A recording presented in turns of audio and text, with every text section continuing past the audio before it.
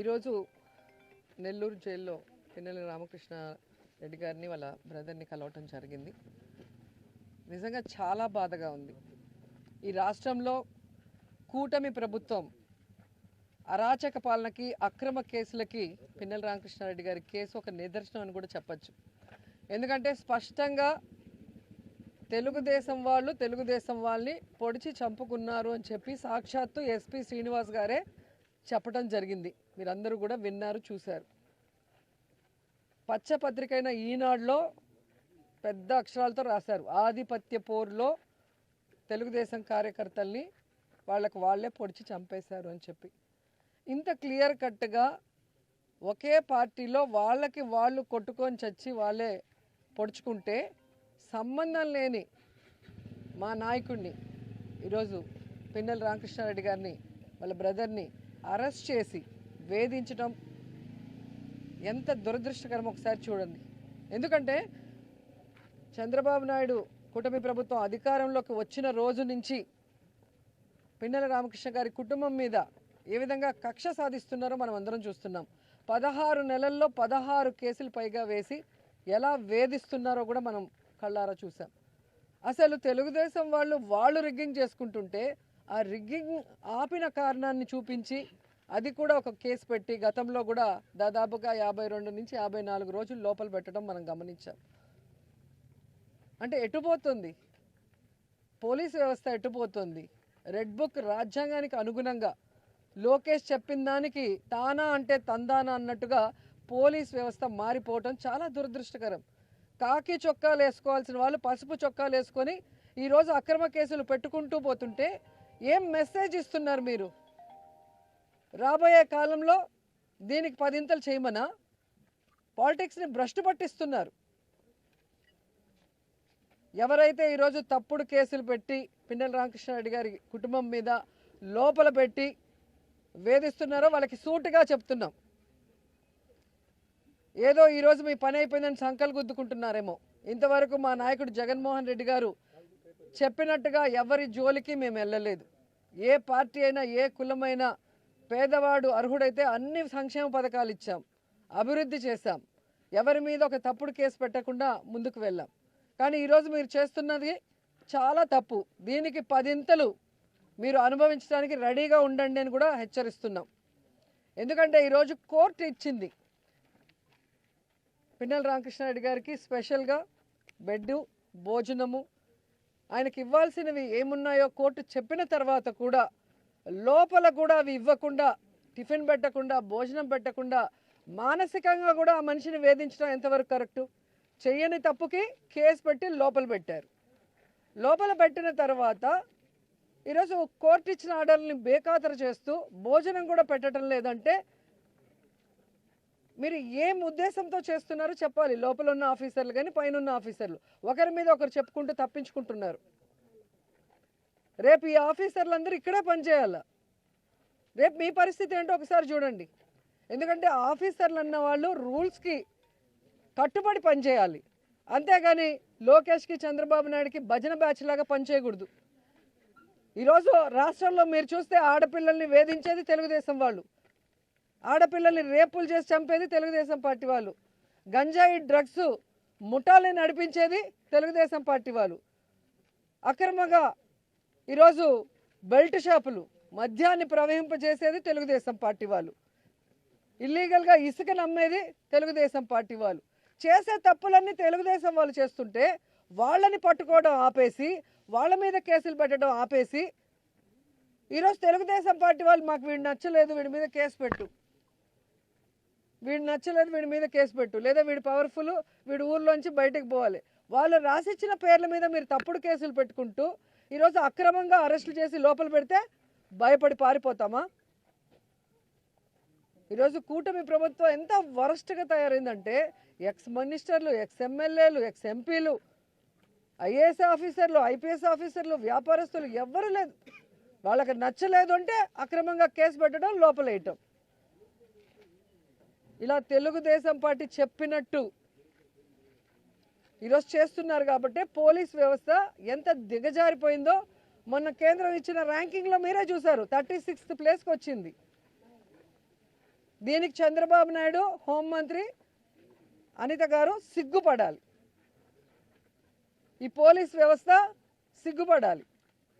ఏంట్రా మనం ఇలా అయిపోయాం, భారతదేశంలో అందరూ మనం చూసి నవ్వుకుంటారన్న ఆలోచన వాళ్ళకి రావాలి. ఇంకా ఘోరమైంది ఏంటంటే ఎమర్జెన్సీ రెస్పాన్స్ అని ఉంటుంది. ఆ ఎమర్జెన్సీ రెస్పాన్స్ అయితే చిట్ట చివరి స్థానానికి ఆంధ్రప్రదేశ్ వచ్చింది అంటే ఇక ఈ పోలీసులు వాళ్ళు ఎందుకు ఏదైనా నీళ్ళ లేని బావిలో దూకచ్చు. రాష్ట్ర పరువుని సర్వనాశనం చేశారు. రాష్ట్ర ప్రజలతో ఓట్లు వేయించుకున్నామని చెప్పి తీయగా అబద్ధాలు చెప్పి వాళ్ళకి వెల్ఫేర్ చేయకుండా వాళ్ళని మోసం చేసేసారు. తీరా ఏం చేశారే అంటే సంపద సృష్టిస్తామంటూ అప్పులు సృష్టిస్తున్నారు. ఈరోజు మంగళవారం నాకు తెలిసి ఈరోజు మళ్ళీ 6,000 కోట్లు అప్పు చేస్తున్నారు. సో ఈ రోజుతో కలిపి 3 లక్షల కోట్ల పైగా అప్పులు చేసావు. ఏమిచ్చావు? జనాలకు చెప్పిన వెల్ఫేర్ ఏమైనా చేస్తున్నావా? జగన్మోహన్ గారు ఇచ్చింది ప్రతిదీ ఇస్తూ ఎక్స్ట్రాగా చేస్తాను సూపర్ 6 అన్నావు. జగన్ గారు ఇచ్చింది మొత్తం తీసేసావు. నువ్వు ఇచ్చిన సూపర్ 6లో ఏం చేసావు? మరి ఈ డబ్బులంతా ఎక్కడికి పోతున్నాయి? ఇన్ని లక్షల కోట్లు అప్పు చేస్తున్నావు. ప్రజలకి వెన్నుపోటు పడటం ఈయనకి వెన్నతో పెట్టిన విద్య. మాకైతే ఇంకా బాధాకరం. రాయలసీమ లిఫ్ట్ ఇరిగేషన్ని మొన్న చూసాం మనం. రేవంత్ రెడ్డి గారు అసెంబ్లీలో మాట్లాడేది చూస్తే చంద్రబాబు కంటే ఎవరైనా రాయలసీమ ద్రోహి ఉన్నారా? నువ్వు పుట్టింది రాయలసీమలో, పెరిగింది రాయలసీమలో. ఈరోజు నువ్వు సీఎంగా ఉన్నావు అంటే ఆ రాయలసీమ ప్రజల ఆశీస్సులతో. అలాంటి రాయలసీమకి వెన్నుపోటు పొడవాలన్న ఆలోచన నీకు ఎలా వచ్చిందని నాకు అర్థం కావట్లేదు.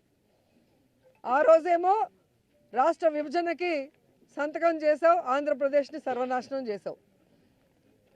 ఈరోజు రాయలసీమ లిఫ్ట్ ఇరిగేషన్ పని చేయకుండా ఆపేసి రాయలసీమకు అన్యాయం చేస్తున్నావు. రాయలసీమ ఏం తప్పు చేసింది? మీకేం అన్యాయం చేసింది?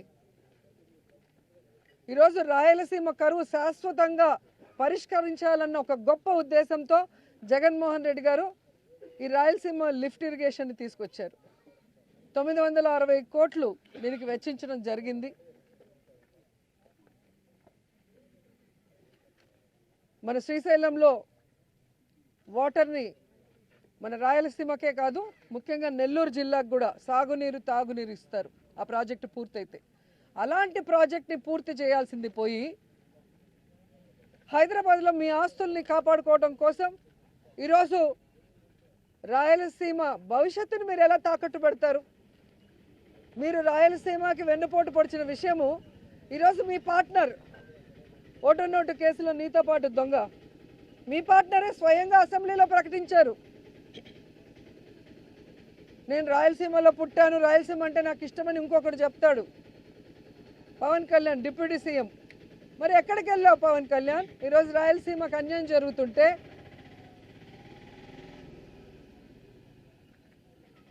ఈరోజు రాయలసీమకు వెన్నుపోటు పోస్తుంటే చంద్రబాబు నాయుడు గారు ప్రశ్నించకుండా కత్తందిస్తున్నావా? దీనికోసమేనా నువ్వు పార్టీ పెట్టింది? దీనికోసమేనా నువ్వు కూటమిలో చేరింది? దీనికోసమేనా చంద్రబాబు నాయుడిని గెలిపించింది? ఇంకా 15 సంవత్సరాలు చంద్రబాబు నాయుడు ముఖ్యమంత్రి చేయడానికి పనిచేస్తూనే ఉంటారు. దేనికి? ఈ రాష్ట్రం అనేది లేకుండా, మ్యాప్లోనే ఆంధ్రప్రదేశ్ అనేది లేకుండా చేయడానికే ఆయనతో జత కలుస్తామని అడుగుతున్నా.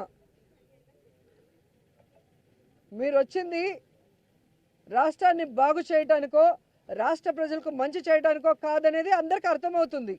కేవలం కక్ష సాధింపులు, రెడ్ బుక్ రాజ్యాంగం అంటూ ఏ విధంగా విచ్చలవిడిగా అరాచకాలు చేస్తున్నారు, అన్యాయాలు చేస్తున్నారు, దోపిడీలు చేస్తున్నారు ప్రజలందరూ గమనిస్తున్నారు. ఖచ్చితంగా నేపాల్లో లాగా మిమ్మల్ని కూడా తరిమి కొట్టే రోజులు చాలా దగ్గరలో ఉన్నాయని కూడా హెచ్చరిస్తున్నా. అండ్ నిన్న మొన్న చూశాను నేను భోగాపురం ఎయిర్పోర్ట్ గురించి. సిగ్గు లేకుండా సెంట్రల్ మినిస్టర్ రామ్మోహన్ రావు గారు, అచ్చెన్నాయుడు వీళ్ళందరూ కూడా చంద్రబాబు నాయుడు కృషి చేశాడంట. ఏం కృషి చేశాడు నాయన? ఎన్నికలు ఉన్నాయంటే నెల ముందర రాయేయటమా? ఇలాంటి రాళ్ళు రాష్ట్రం మొత్తం వేశాడు. ఏ రోజు ఏ రాయికి పనిచేయలేదు.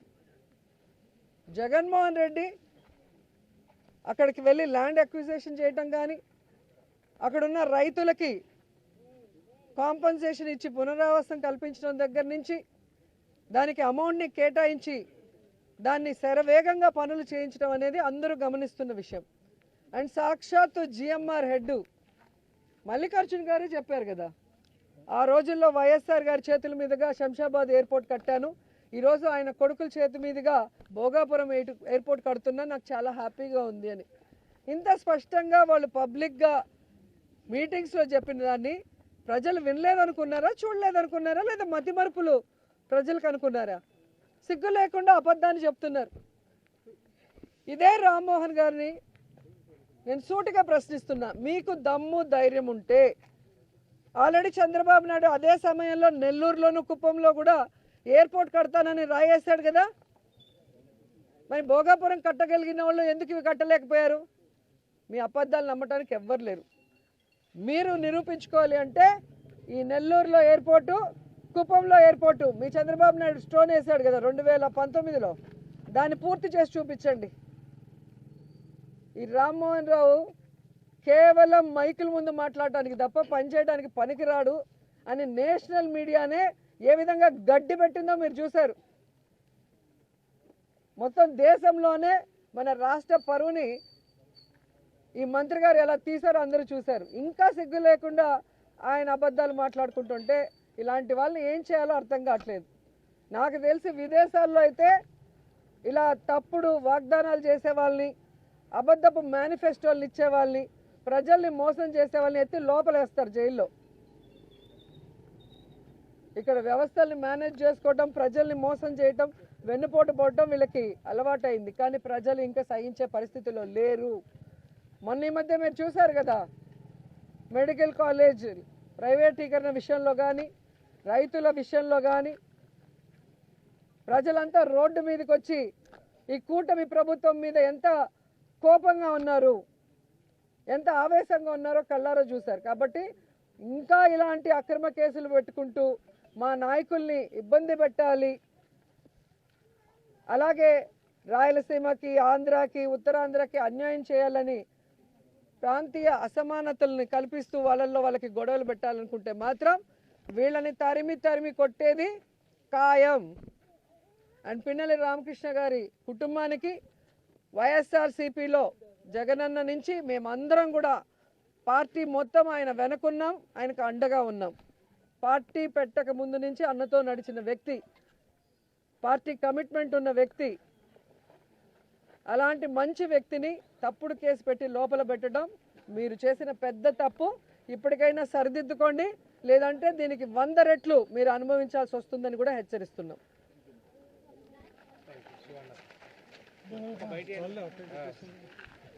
హిట్ టీవీ యాప్, ఇందులో short news, live news, entertainment shows, movies, digital magazines తో పాటు మీ జిల్లా వార్తలను కూడా ఫ్రీగా చూడొచ్చు.